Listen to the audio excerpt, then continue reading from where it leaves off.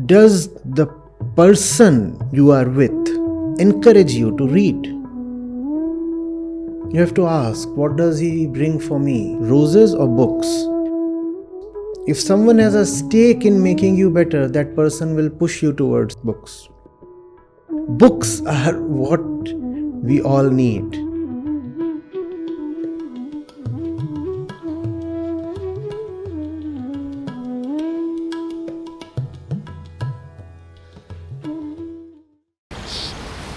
One thing they say is obtained from Vidya, another they say from Avidya. Thus we have heard from the wise who have taught us this. He who is aware that both Vidya and Avidya should be pursued together overcomes death through ignorance, which is Avidya, overcomes death through Avidya,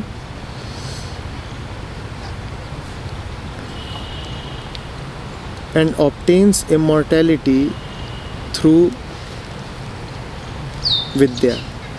The text here has used the word ignorance for Avidya, which is not quite proper.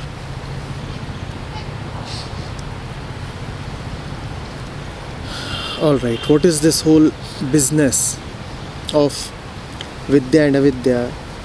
What does that have to do with overcoming death and obtaining immortality?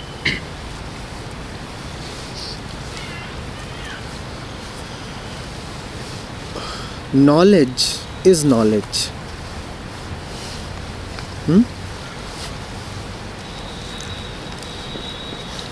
Be it any kind of knowledge, it is just knowledge.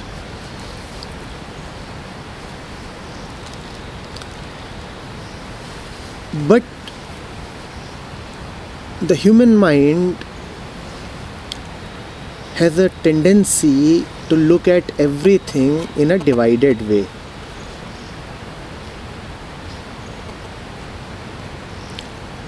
Anything, any object that exists in the mind is necessarily limited and hence divided. Divided from the rest of existence.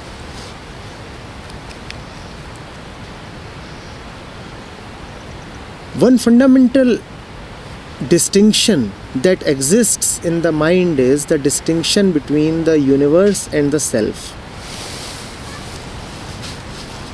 That is what is also called as the ego. I am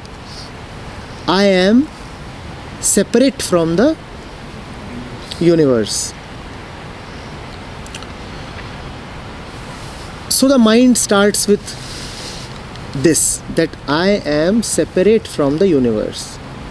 When you are starting with this proposition, obviously you will say that the knowledge of universe is different from the knowledge of the self. Because all the time you are anyway feeling that you are separate from the universe.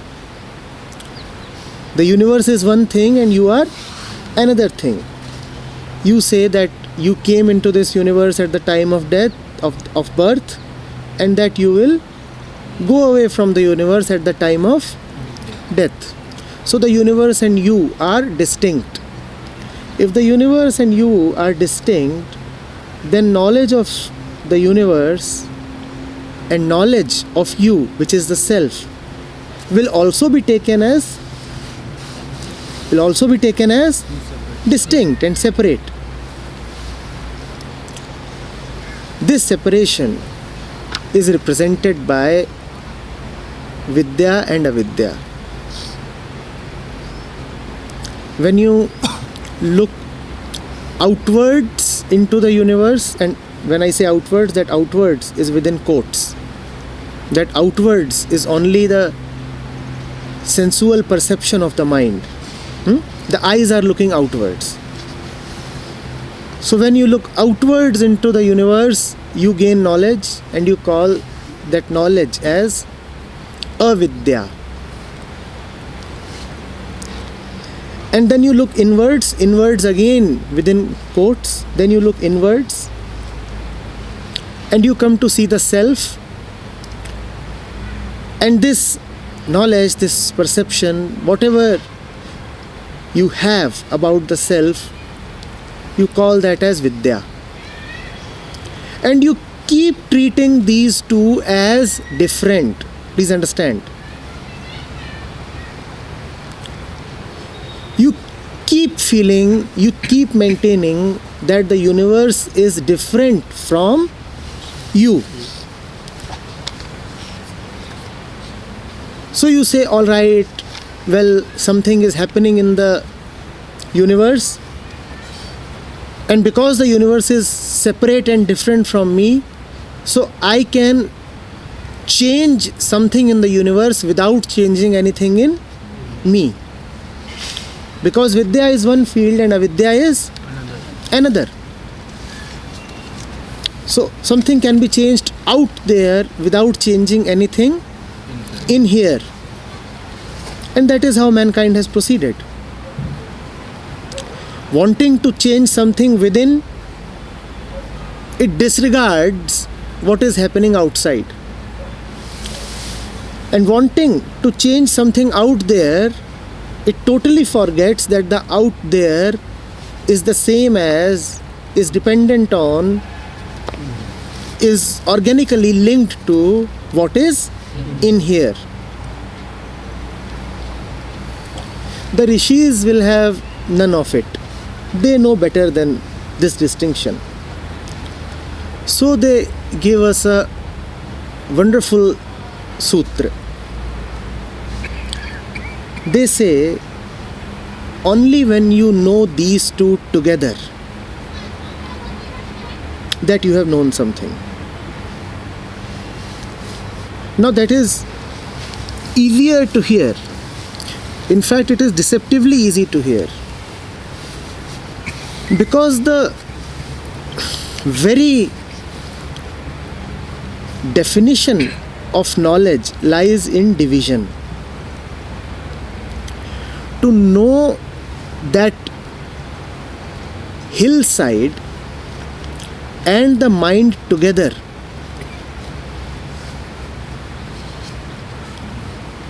is to stand separate from both of them. The study of the hillside is the study of all universal material objects. We are calling that as Avidya. The study of the mind is the study of the subject, the mind. We are calling that as Vidya. And we have been thinking that these two are separate, that the subject and the object, that the world and the mind are separate. But the Rishi is saying, know them together. Know the subject and the object, the world and the mind together. See that what is happening outside is just a representation, an image of what is happening inside.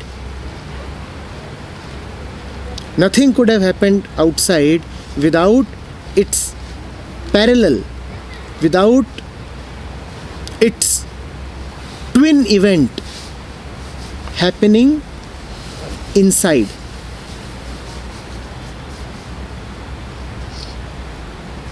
Getting it? So they are saying, know both of them together, for they are twins, for they are mirror images. And when you know the subject and the object together, then you cannot be the subject, and surely you cannot be the object either.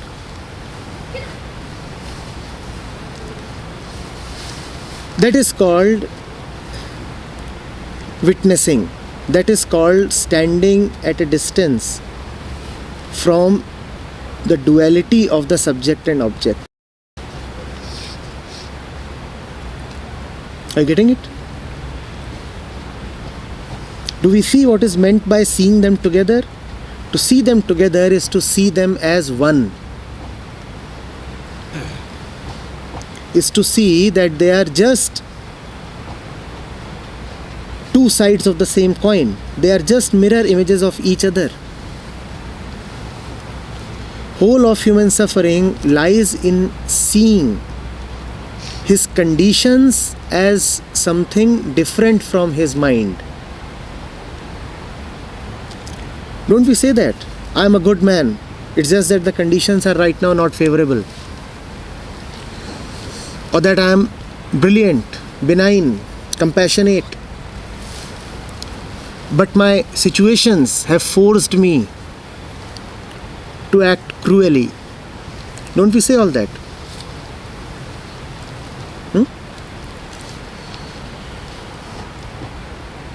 Don't we feel that the change in our external situations can be called as progress? And is that progress not the goal of so much of civilization?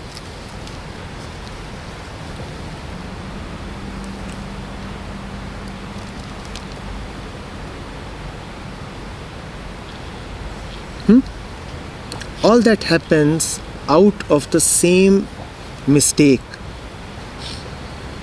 The mistake is that the outer is different from the inner. That a different universe exists outside my skin and a different universe exists inside my skull cap.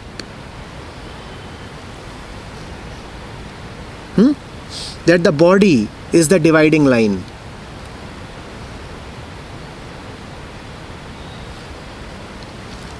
Yes? There are some who follow the path of material progress. They say, I can change the outer. I remaining the same, I want to change the outer. There are some who follow the path of meditation. They say the inner is everything. And they pay no attention to the facts of their life, for the facts are all outer. They have to be seen with the senses. But they are busy with meditations, believing that everything is inside. They do not know that whatever they see inside is not an independent or real entity at all. It is all coming from the outside. Borrowed, taken in, absorbed, tutored, programmed.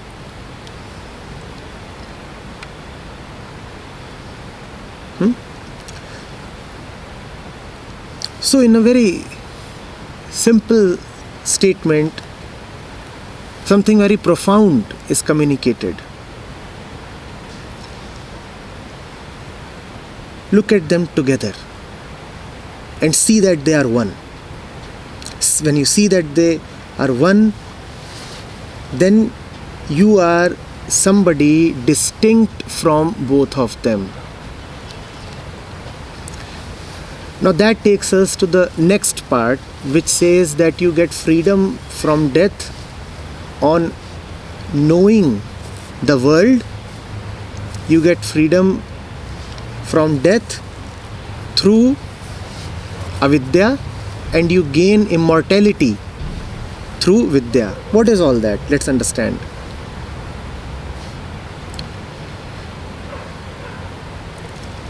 How have humans thought of death?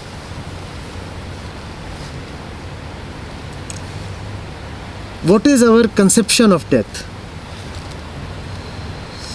Let's look at the various myths and representations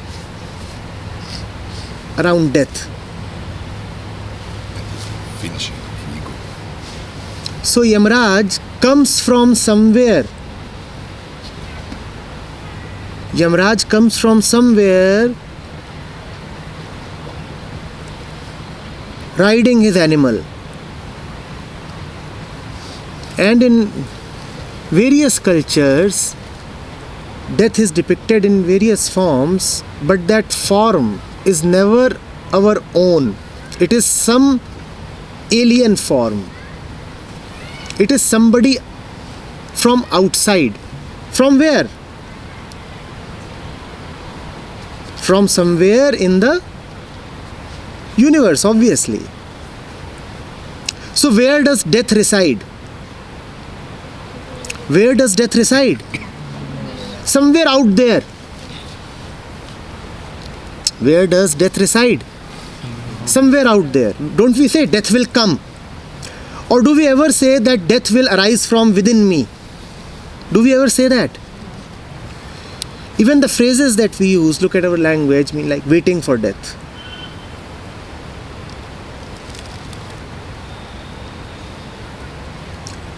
Right? For us, death exists in the universe. It is an enemy that is lurking around somewhere, not within.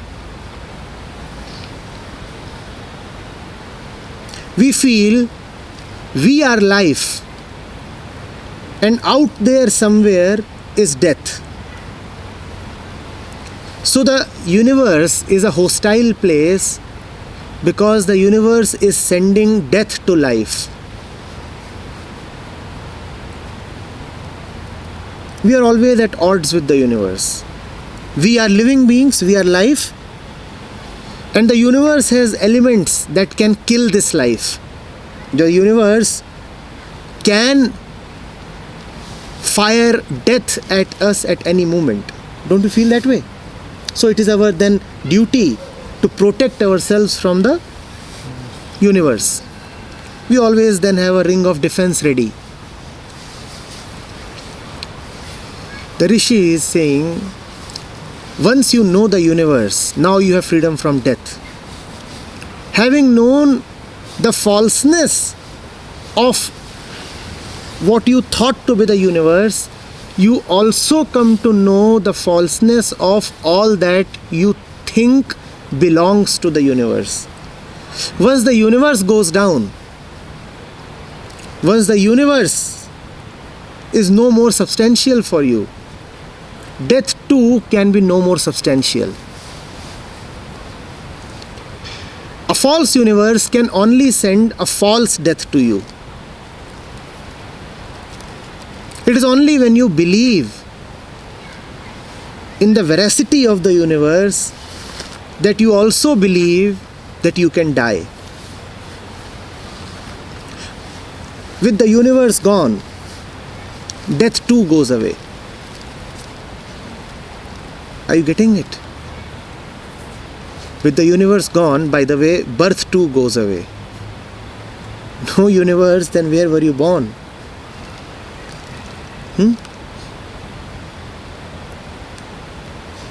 Getting this? The universe can go away only when you have studied the universe properly. The universe can go away only when you have really known the universe, the nature of the universe. Knowing the nature of the universe is called Avidya. And knowing the universe fully obviously involves knowing the self fully as well. Know the universe fully, know the self fully, and the universe will drop. All the meanings, all the temptations, all the bondages, all the pleasures and pains, they all will drop. And with them you will find that the great fear of death too has dropped.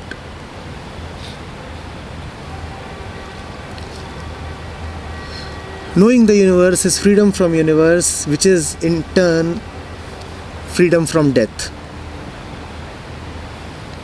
Getting it?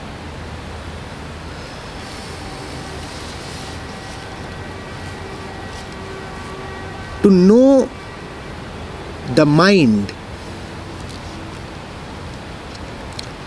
as the projector of the universe is the field of Vidya.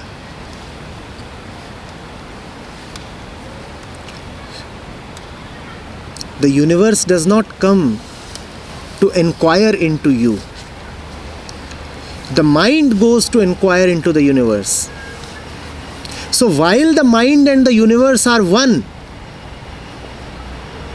if one of them has to be called the basis of the other, mind will have to be called the basis of universe. While they are the two ends of duality, please remember that the one that you call as yourself identifies with only one end of that duality, and that one end is not the universe. That one end is the self. Please understand. The self and the universe might be two ends of duality. For sure they are. But what do you consider yourself to be? The self or the universe? So, out of these two ends, with which end have you identified yourself? The self. Right? So, as far as you are concerned, for you, the self is the one that gives rise to the universe, because the self comes first. It is the self that goes to inquire into the universe. It is the self that wants to know anything. Are you getting it?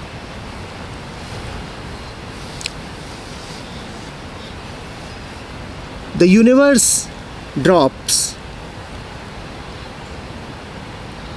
The self that gives rise to the universe, that too drops along with the universe, and that is the field of Vidya. And with this gone, nothing remains at all.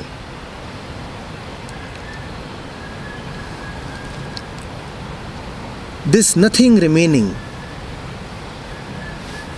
has been called as immortality.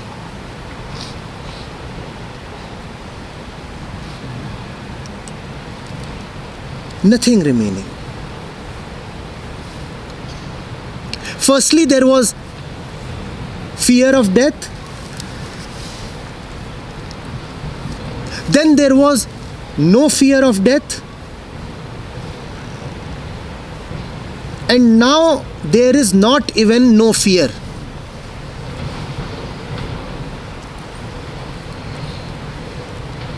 Firstly, I thought of whatever I saw as true. Then I thought of it as false. Now I am calling it not even false.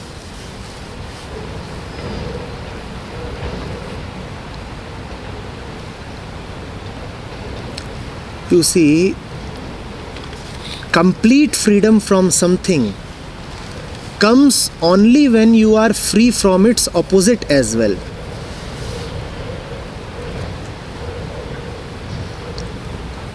Are you getting it?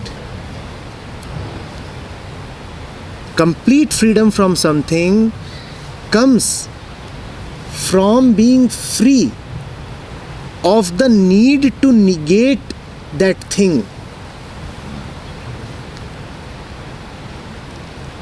The universe offered death and birth. Knowing the universe offered no death. But no death is still one step behind immortality. Because in saying no death, you have given birth to something more. You have given birth to no death. If death was a concept that needed to be dropped, then it has not been fully dropped. It has been substituted with another concept called no death. Immortality is freedom from both death and no death.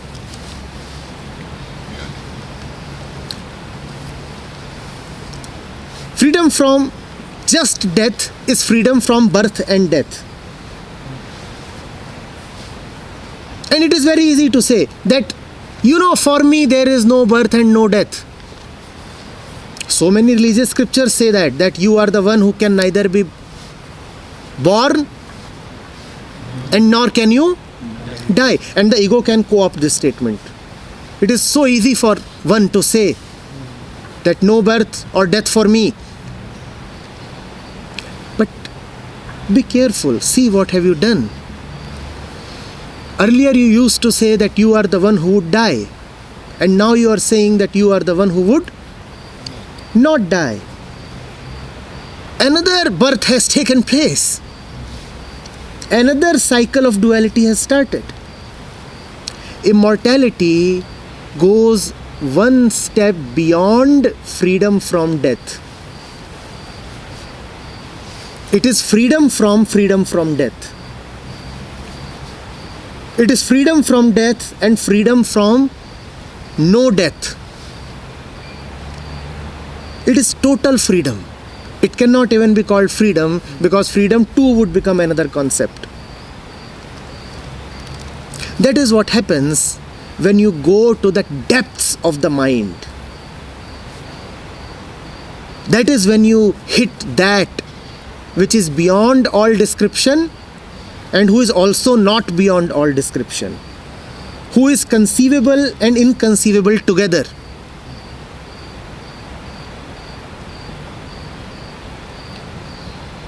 Whatever you say about that would be wrong, and yet you cannot say that you cannot say anything about that.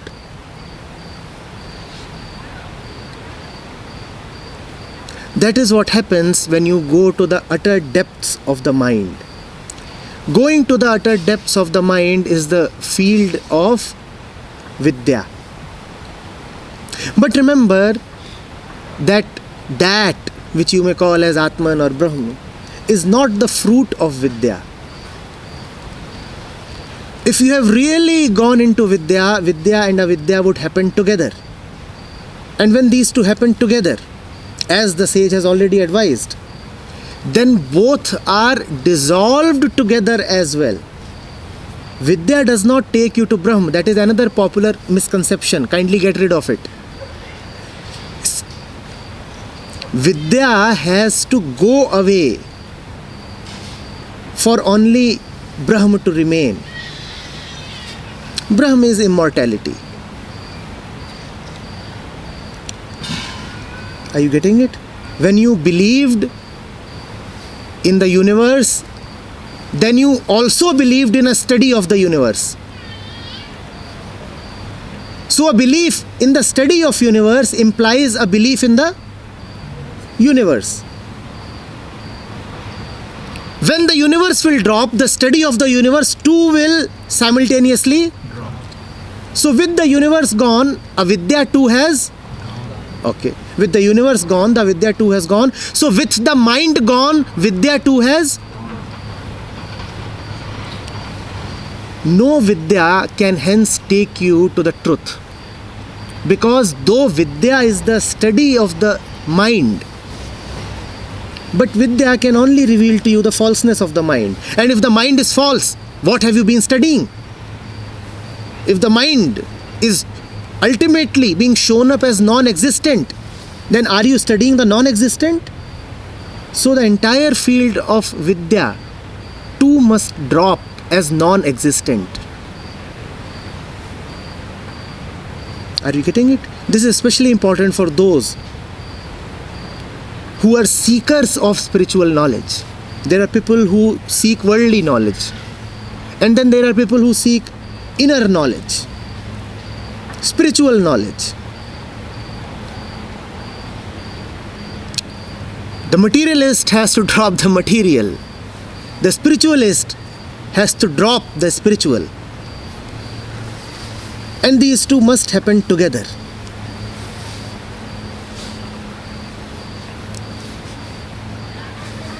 When these two happen together,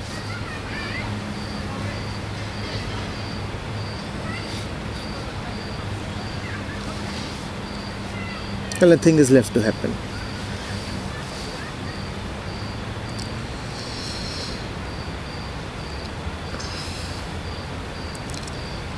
Is this clear?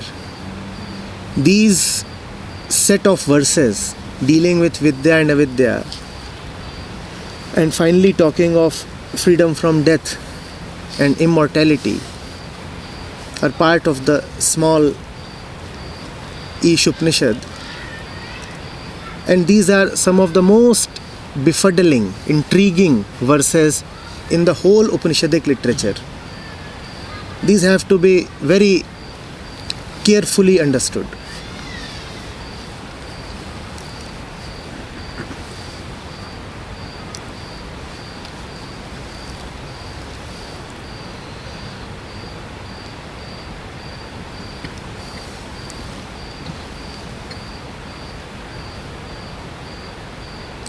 If it is not clear, we will go more into it. Because the rishis had a special knack to express the most intricate of subjects in the briefest of words.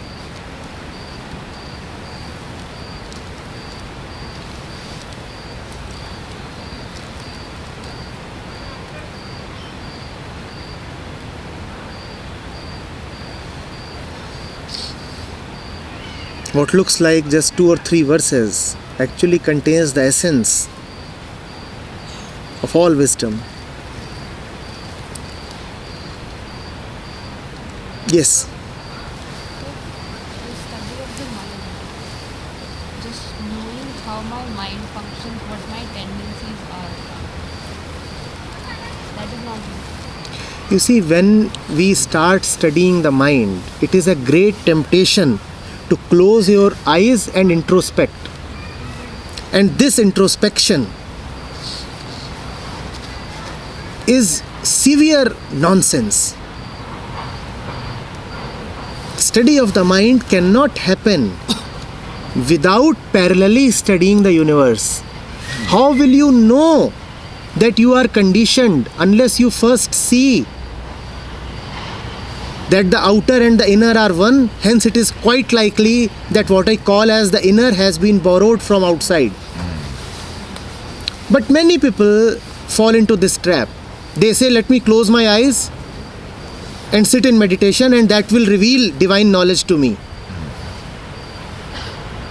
The rishis are warning us. They are saying, no.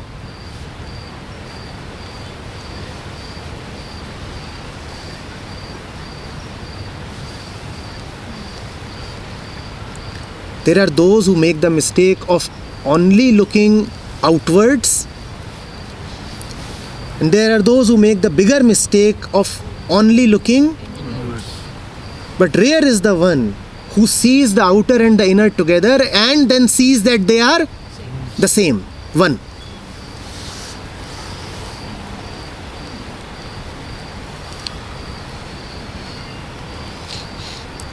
You see, this distinction between outer and inner has been so pronounced in our culture, civilization, polity, society, everything.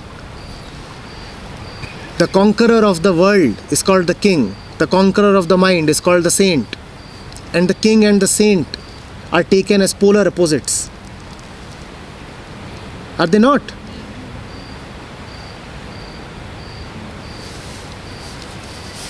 You can either be a householder or you can be a spiritual seeker.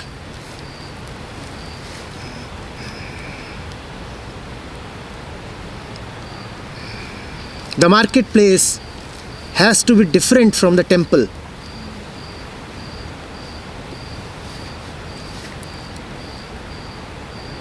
All of this is the dividing line between the outer and the inner.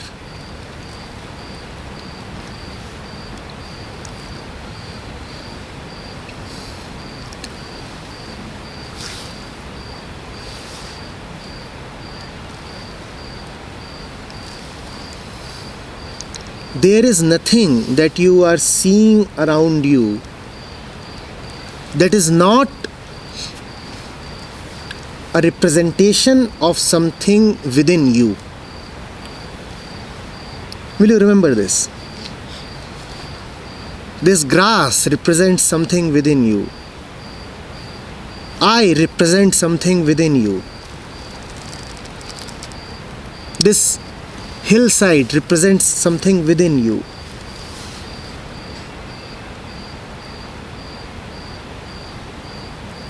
The outer and the inner are one, and the distinction is false. The body is the distinction. You say outside the body lies the external, and inside the body lies the internal. Inside the body or inside the mind or brain or whatever. In fact, that is also the mind-brain debate. Whether the mind lies inside the brain or the brain lies inside the mind. This debate is meaningful only as long as you believe that the outer and the inner are separate.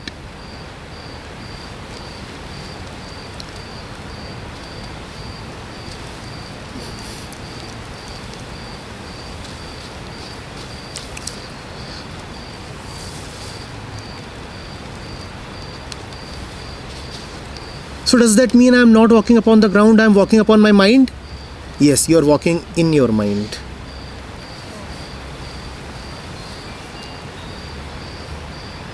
So do I exist in the universe or does the universe exist in me? Well, the universe exists in you. Such a large universe exists in me. Yes, it does. That is why your mind is so heavy.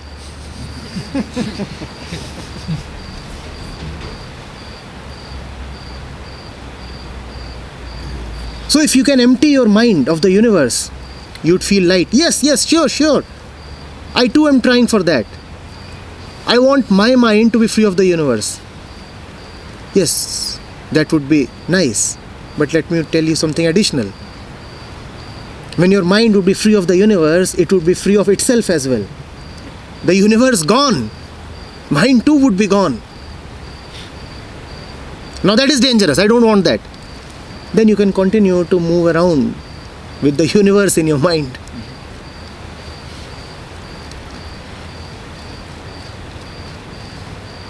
Now you know.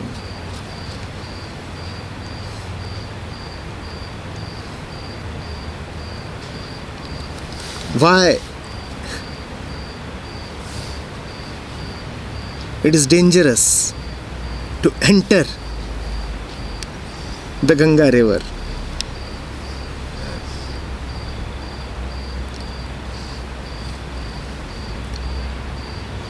Do you know which part in the body sinks? It is so heavy.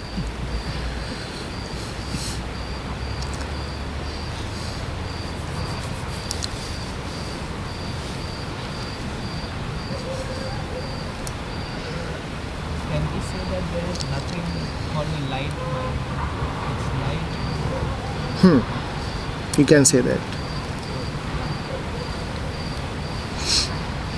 It is a mind as long as it is heavy. Yes.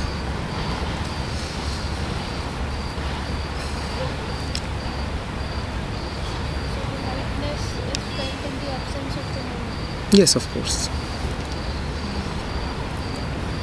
But that makes you feel so uncomfortable, doesn't it?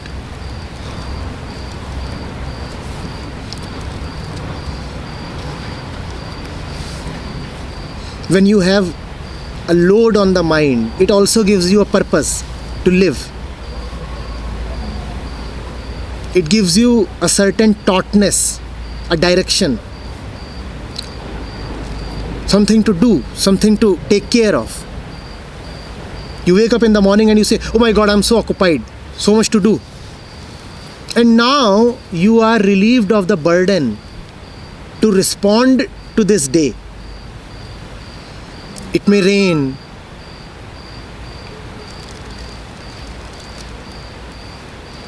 It may shine. But your schedule is now already decided. Come what may, I will, like a programmed robot, do what is upon my mind.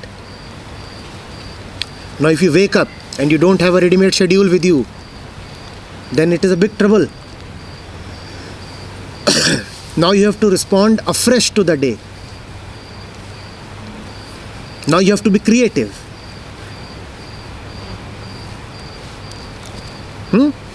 It's a threat. So lightness is threatening when it comes. That's why we don't let it come.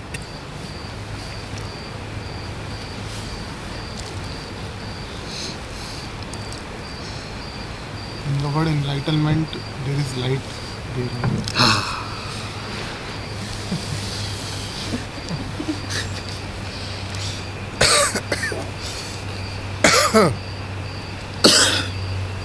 Sir, so what does it mean to see the mind and the universe simultaneously?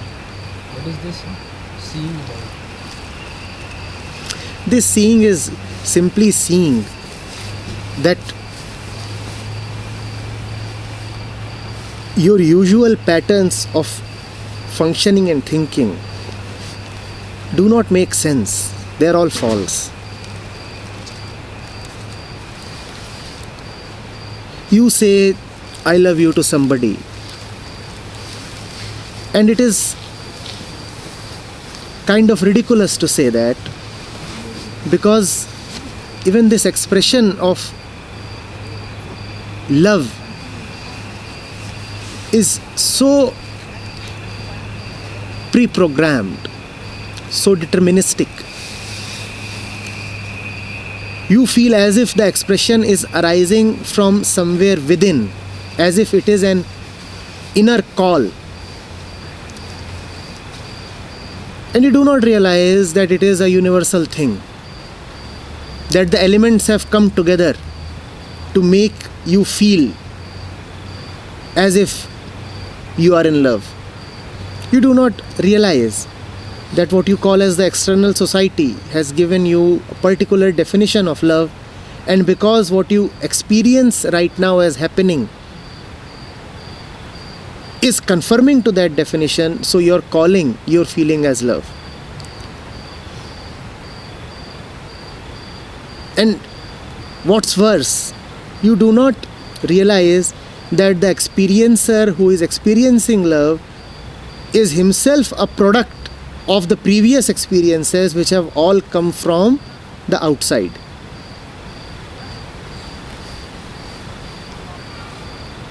You getting it? Now our normal mode of functioning does not make any sense. This is what is meant by seeing the outer and the inner together. And when this happens, when this breakdown happens, then this breakdown is accompanied by the revelation of the holy. With these two falsenesses gone, something else comes about. That something else is neither outer nor inner, neither here nor there, or both here and there.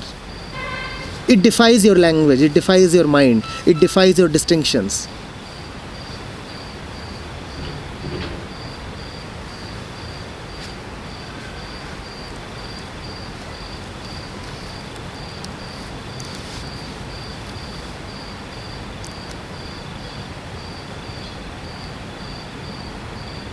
Yes, that sky that you are watching is within you. Surely, don't worry.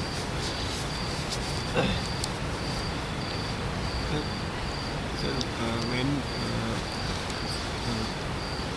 they said that who am I? So is the same thing that when I things becomes very strong, then I will come out to be something external only.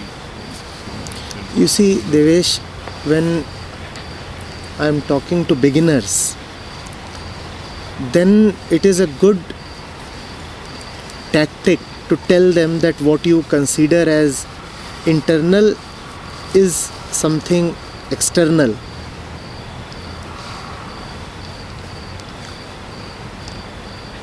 That is easier to understand. That can be the first step. So I put it that way. that all your mind stuff is socially borrowed or biologically conditioned. I put it that way. To express it the other way round will make it more difficult for the audience to understand. I never say right in the beginning that the universe is your projection. Otherwise, it will be almost impossible to understand. They will say, sir, you are saying that I am made up of influences from outside. This much I can understand. Because this is easy to gather that the TV is affecting me, parents, society, literature, education, religion, all of them are affecting me. This is easy to gather. But it is so very difficult to gather that this whole universe has been projected out by me. I never say that. So do not say that the I is external, because again you are talking of the distinction between internal and external. Just say that wherever there is the distinction between internal and external, this false distinction shows up as an I. There is nothing, and that nothing is fakely divided into two. This fake division is called the I. There is neither internal nor external, but we create both. This fake creation is called the I. I is not internal. It is to school kids that I keep saying that I is internal, I is internal. So kindly free your I from the external. It is to school kids that I keep saying that your individuality is something within you. There is nothing called within. Just as there is nothing called without, similarly there is nothing called within. Nothing is within you. Your I is not within you. When you are nothing, how can there be nothing inside? How can there be something inside nothing?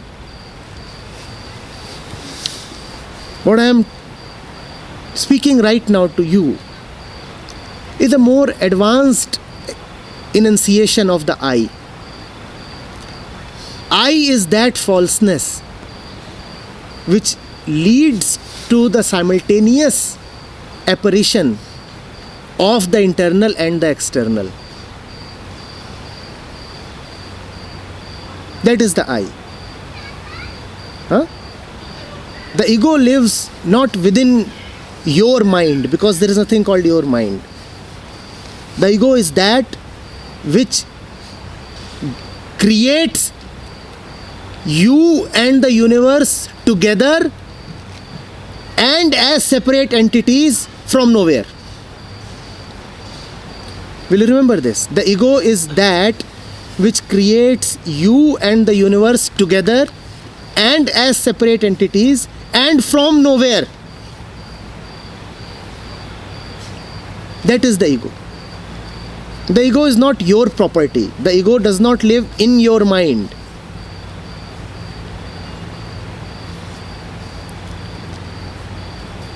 But this is a confusing statement. This is difficult to appreciate.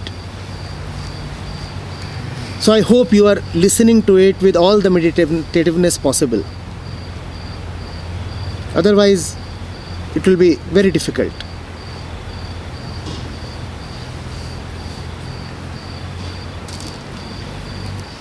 Sir, when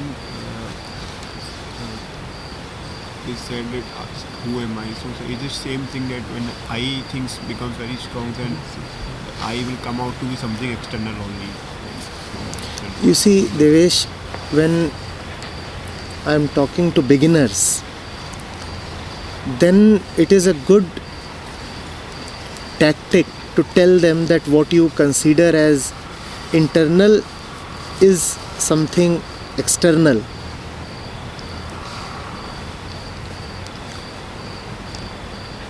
That is easier to understand. That can be the first step. So I put it that way.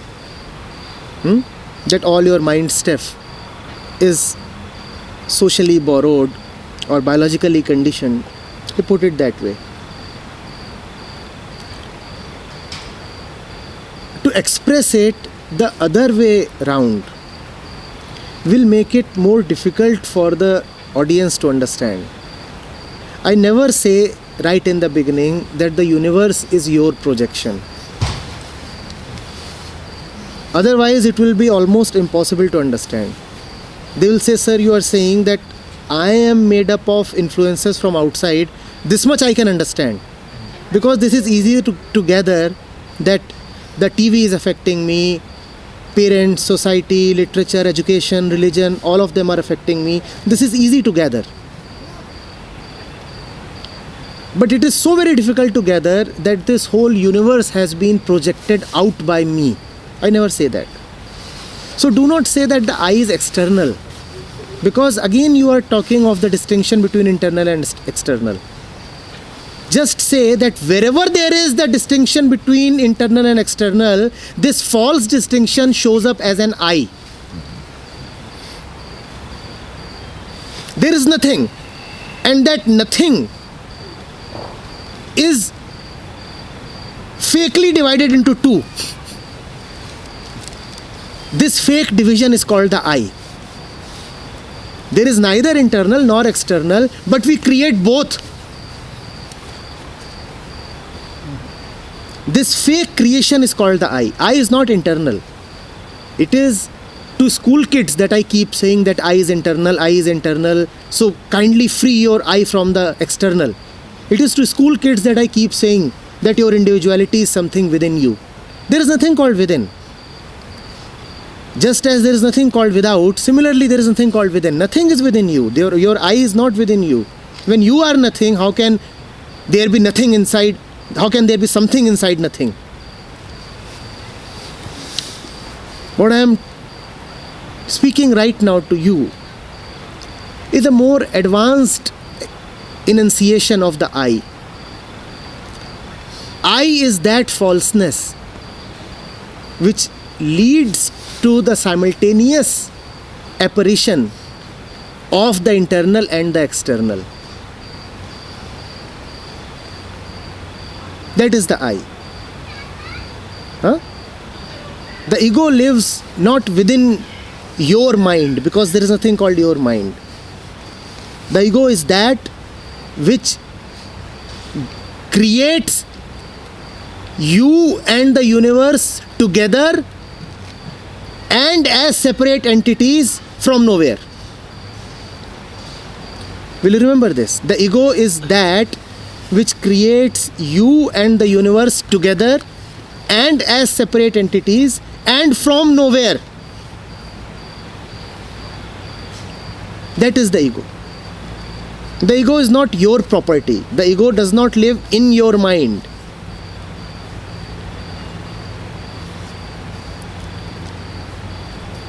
But this is a confusing statement. This is difficult to appreciate. So I hope you are listening to it with all the meditativeness possible. Otherwise, it will be very difficult.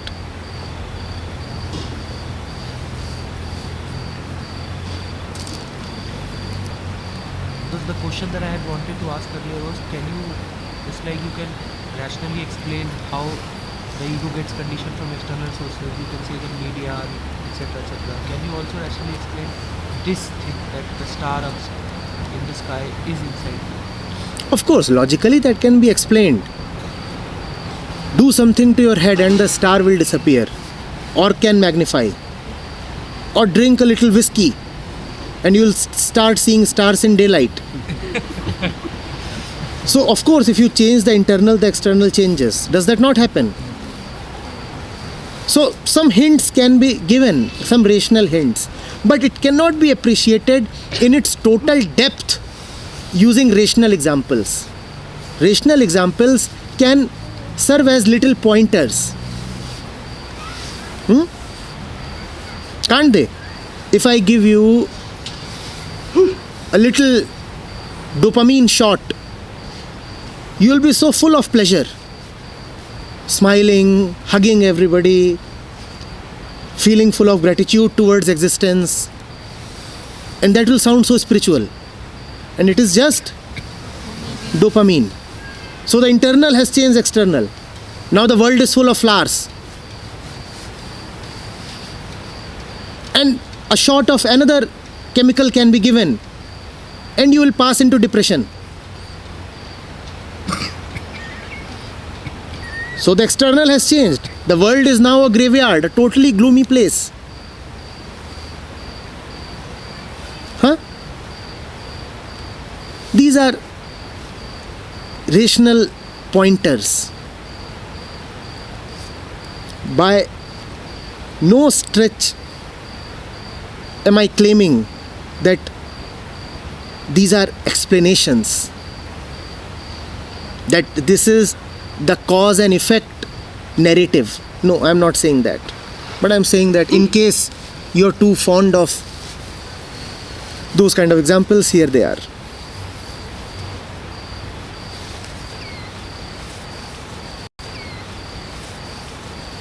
Then what is this traditional distinction between Atma and Paramatma? There is no distinction.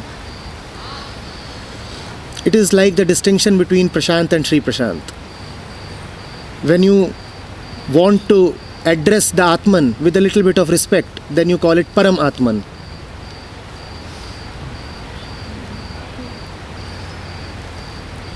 That does not mean that there is a separate Paramatman. It happens. Somebody can come to the Bodh Sthal, meet me and then say, now where is Acharya Shri Prashant?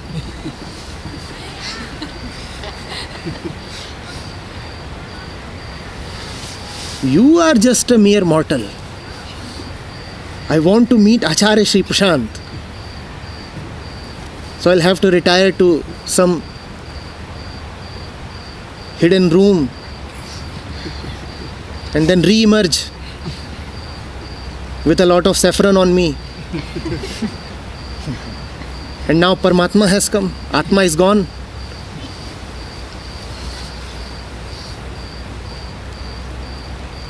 All this thing about Atma merging into Paramatma and such thing, sheer nonsense.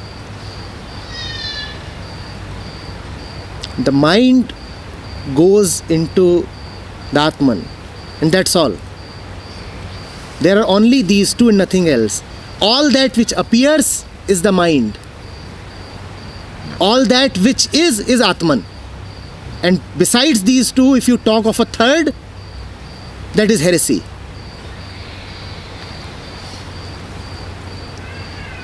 If you are really a spiritual one, then there can be no third word in your lexicon. There is the mind and there is the Atman. That's all. Finished. What is the mind? All this, all that, all within, all without, all pairs of opposites. All that you can think of, all that appears and all that does not appear. All that is the mind. And what is the Atman? All that is. Full stop. Do not talk of any third entity.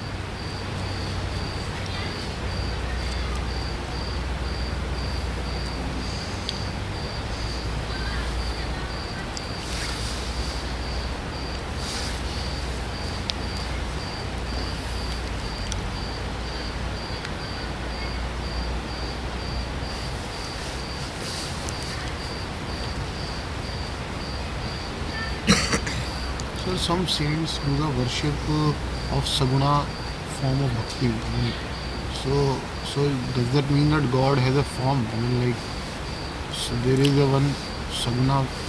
See, they are just confessing that body identification is too strong in them. The body has characteristics, guna. Prakriti has guna. The body is Prakriti. So because you are so severely body identified, whatever you will look at will be as per you and hence bodily. So they worship a bodily form of truth. That is what is called as worshipping the Sagun Brahma. So they are being honest, just being honest. I know nothing except material. I know no more than the body. So how can I just start worshipping the Nirakar, the Nirguna?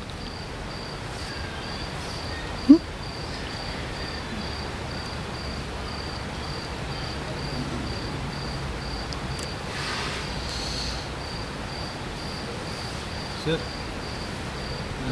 Raman Maharishi has always pointed that we actually sort of believe that we are the mind and we are its qualities and everything. Right now also you pointed out that when you stop believing in this, then it goes. But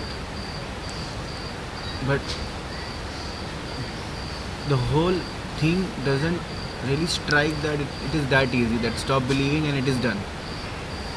Either I'm not getting it, that, or is it that simple that it's just my belief that I have to get? It is just that even this question that you are asking is not honest enough.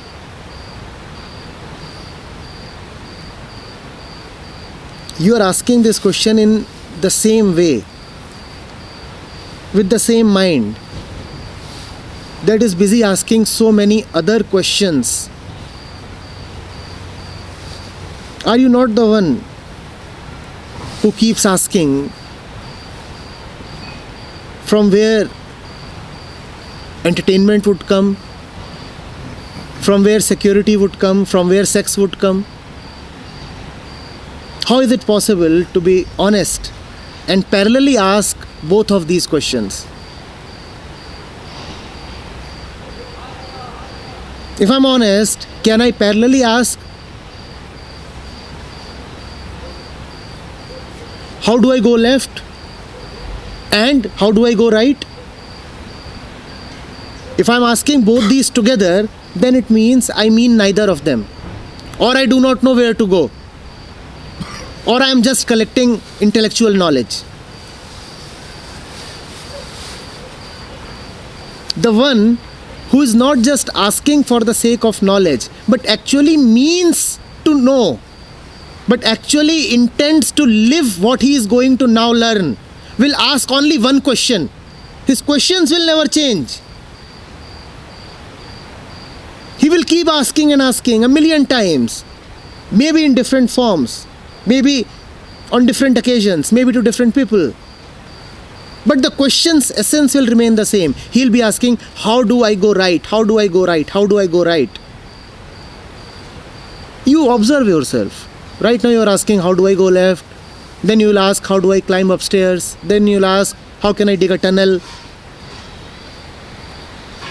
See how the intent of your curiosity keeps fluctuating. Be a little honest. Be determined that you really, really want to know.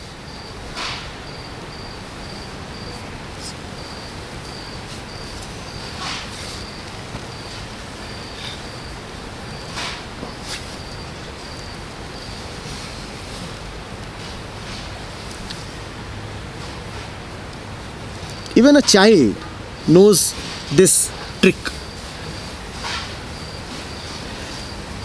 He wants a chocolate, and somebody offers him a toffee. He says, no, where is the chocolate? And then somebody offers him a toy, and he is still saying, no, where is the chocolate? And then somebody offers him a new pair of shoes, and he is insisting, chocolate.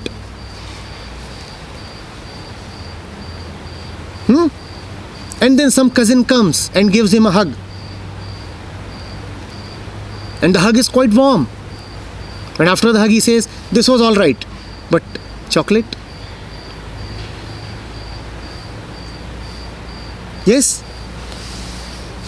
When you will ask this question with that same insistence and sincerity, then you will know. You are the type of kid who asks a chocolate and is very content with a pair of slippers. You are the kind of mind who goes to search for somebody but is very content on finding her friend.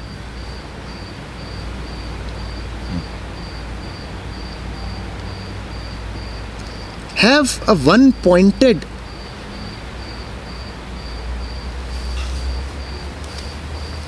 inquiry.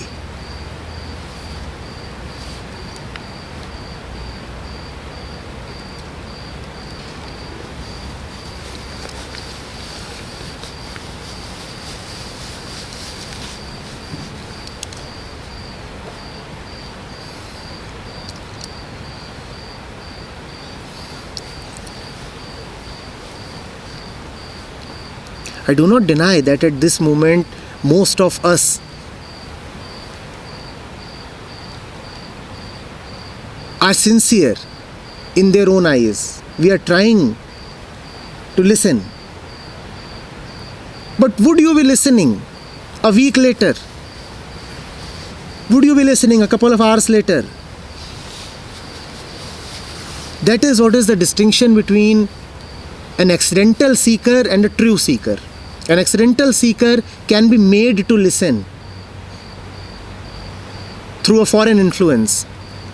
It is the influence of this beautiful environment, my presence, that you might be listening right now. But would you be listening after I am gone? The true seeker listens under all conditions because his seeking is his own. The accidental seeker listens only when made to listen. Only when the situations are favorable. As long as the situations are favorable, you look towards me, you try to look towards the truth. And whenever the situations offer you a little slack, then you run away. Then you do all kinds of things that you cannot do in front of me. Is that a mark of a real seeker?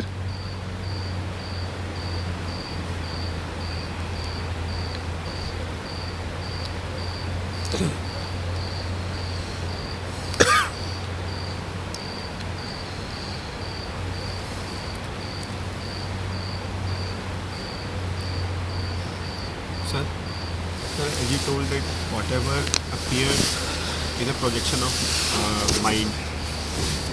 So, sir, so if my mind is not projecting the things which are doubtful or which are causing conflict, that means mind is ill.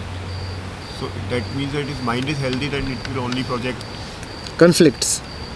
not conflicts. If mind is healthy, then it will only present truth and then that. Yes, and if you're living in falseness, it will make you uncomfortable.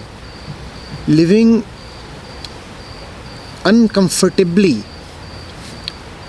is often a sign of health calling from within. Artists, poets, there are numerous examples of them not being able to live relaxed lives. Many of them commit suicide.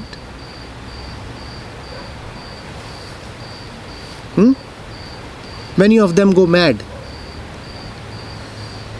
It is because they are sensing that something is wrong. Something is wrong in the way one construes the universe, one accounts for reality. They are sensing that. But at the same time, they do not know whether anything lies beyond this duality. It is too scary, Drop the outside, drop the inside, and left with what? So you better commit suicide then. Because actually mind cannot project the truth.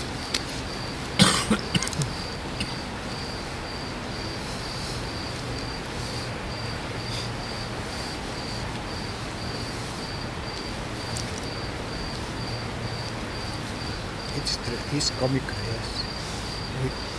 It's obviously that the truth is never inside, outside. All these spatial or temporal relationships are all vanished. But we cannot think, speak, feel without that. Without that, yes. This is seems Yes, like a paradox. yeah, Eh? yeah. How to get out of this ring? Yes. So silence is the answer. Language cannot help.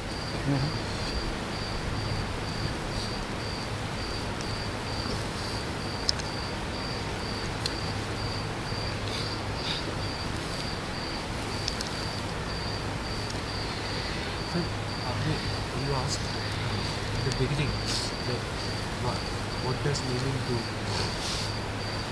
So, just as we were going to the Ganges, we looked at that notice board which said that it is at rest, the place.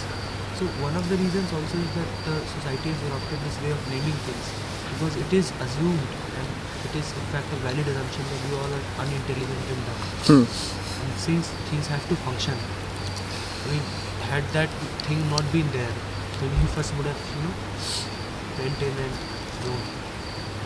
And you won't be alert, inquisitive enough to find out all the time. You see, the river has been the same, and this is the 23rd camp, probably the 10th in Shivpuri. We have managed 10 without the aid of such science. So that assumption that human beings need the aid of such boards, and that which you said, that we are basically dull and unintelligent, is not necessarily true. We have survived 10 camps, have we not? And you have been there at least in half of them.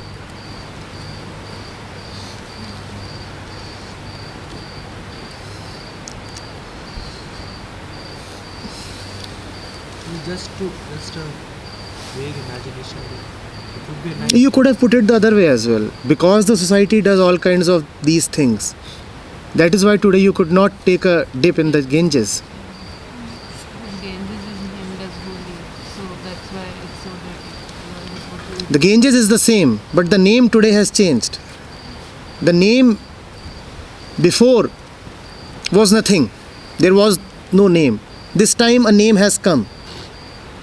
The name is danger. So the coming of the name spoiled all the fun. Why can't you look at it that way? Or is it a new river this time, which is more dangerous? Is it the monsoon time when the river is swelling? Is it a particularly dangerous time to enter the river? Have we never been here before in winters? We've been at the same place. Same place and in the same month. Same place. Exactly the same place. We were doing backflips in this last time.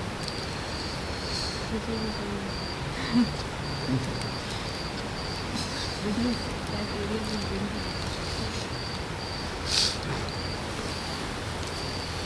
You remember those pics where kids are coming, running and jumping into the river? That's exactly the same place where you were today. But that was today so very dangerous, because the name danger had come.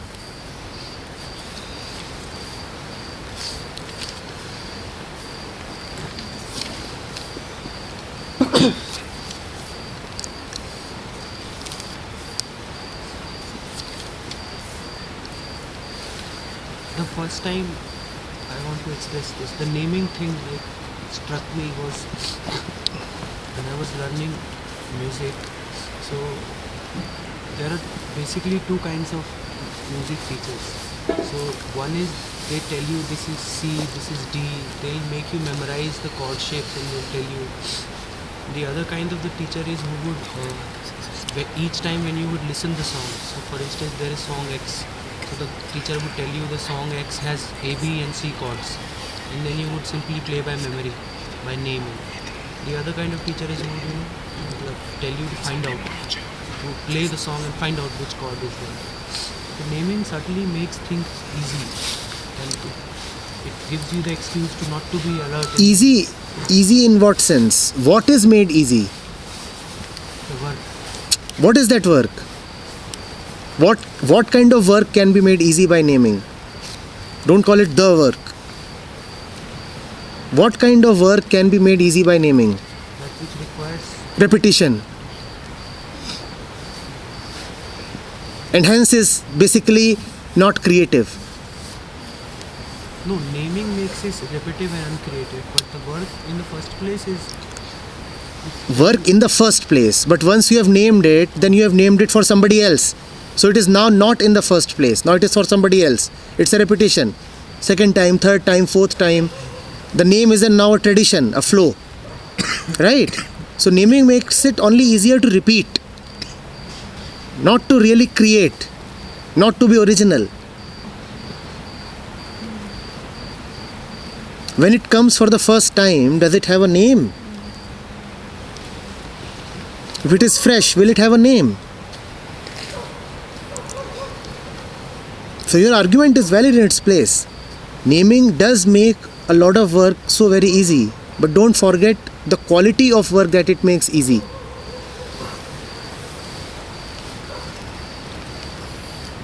A lot of things make a lot of works easy.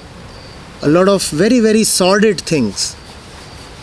But a sordid act can only make sordid work easier, not real work.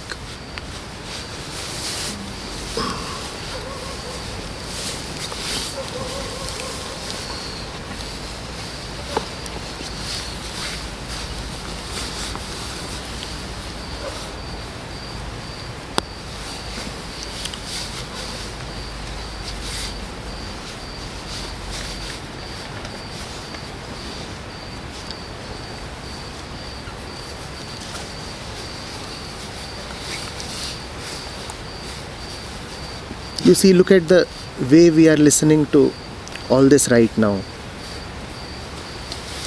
Most of us, right after this session, will again get back to our same old universe, replete with naming, replete with our habits, replete with our old patterns. And here I am sitting on this chair saying to you that naming is disastrous. And you are coolly listening to this. Do you know why you are so cool about it? Because you are not taking anything seriously at all. Because you fully well know that whatever might be said at this moment, you are sure that you will continue in your old ways. Had you had any intention of really knowing and living as per the knowing, then you would have revolted by now. You would have said, if naming is such an evil, then I want to know how to live. But you're coolly listening. Oh, okay, the universe is false. Right, the universe is false. Get me another bowl of corn. The universe is false. But I need a little more food. Yes, attachments are disastrous. Wifey, come home a little early today. Coolly we are listening, right? It's just a camp. It's just a camp. And this is just a talk.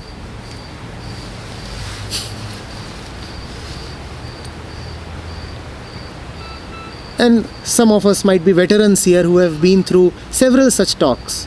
So this is just another talk.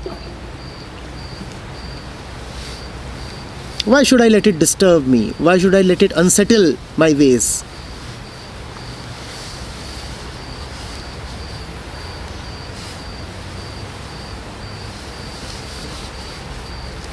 Do you know what we have talked of just now in the last 1 hour? We have said, no, all this is not.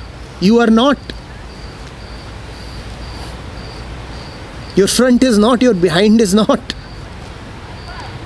Your head is not, your ass is not. That's what we have said. And you are so cool about it. Of course. My head is not. My head is not. Of course. In some Zen monasteries, centuries ago, the teachers, the masters, they beat the students.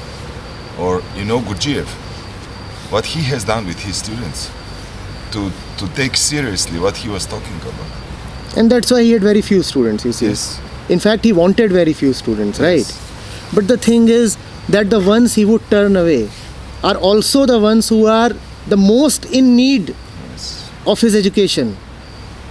I do not know whether I can turn away anybody or be selective about the people I talk to.